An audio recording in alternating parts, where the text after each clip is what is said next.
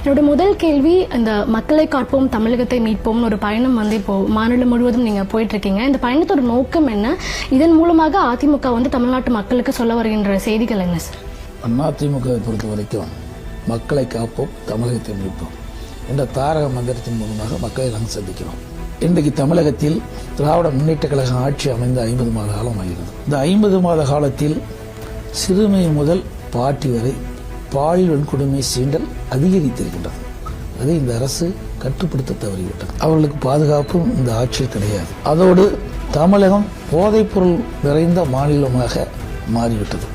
மாணவர்கள், இளைஞர்கள், பொதுமக்கள் கஞ்சா போன்ற போதைப் பொருளுக்கு அடிமையாகி சீரழியக்கூடிய காட்சி தமிழகத்தில் அதிகரித்துவிட்டது. இதையெல்லாம் தடுத்து நிறுத்த இந்த ஆட்சியால் முடியவில்லை. இதையெல்லாம் அதிமுக ஆட்சி வந்தால் போதைப்பொருள் நடமாடுவதை தடுத்து நிறுத்தி இந்த கொடிய போதையிலிருந்து மக்களை காப்பாற்றுவதற்குண்டான நடவடிக்கை நாங்கள் மேற்கொள்வோம்.